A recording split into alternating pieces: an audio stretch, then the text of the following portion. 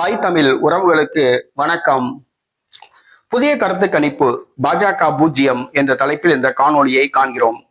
பாஜக தமிழ்நாட்டில் காலூன்ற வேண்டும் என்பதற்காக, தாமரை தமிழகத்தில் மலர வேண்டும் என்பதற்காக கீழே இறங்கி வந்து வேலை பார்க்கிறது.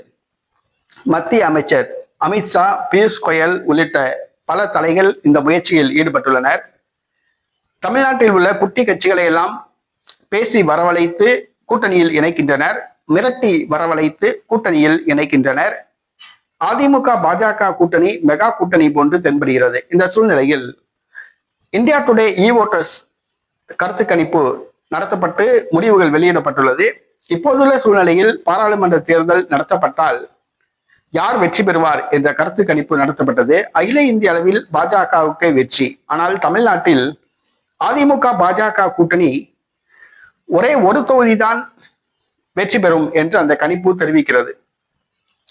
38 தொகுதிகள் திமுக கூட்டணி வெற்றி பெறும் என்றும், ஒரே ஒரு தொகுதி அதிமுக பாஜக கூட்டணி வெற்றி பெறும் என்று அந்த கருத்து கணிப்பு தெரிவிக்கிறது. அந்த ஒரு தொகுதியும் அதிமுக.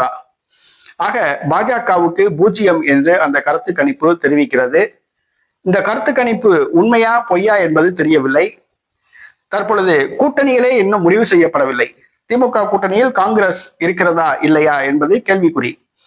மேலும் இஸ்லாமிய கட்சிகள் தமிமுன் அன்சாரி, எஸ்டிபிஐ கட்சி ஆகியவை இருக்கிறதா இல்லையா என்பது கேள்விக்குறி. மக்கள் நீதி மையம் இருக்குமா என்பது கேள்விக்குறி.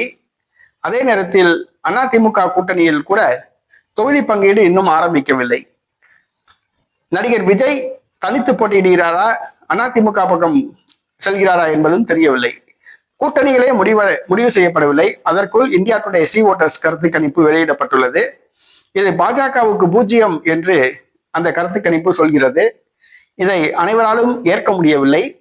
இது கருத்து கணிப்பா கருத்து திணிப்பா என்பது ஒரு கேள்விக்குறியாக உள்ளது. தற்பொழுது பாஜகவுக்கு பூஜ்ஜியம் என்று கூறப்பட்டுள்ள அந்த கருத்து கணிப்பு பாஜகவுக்கு ஒரு மிகப்பெரிய ஒரு அதிர்ச்சியை கொடுத்துள்ளது.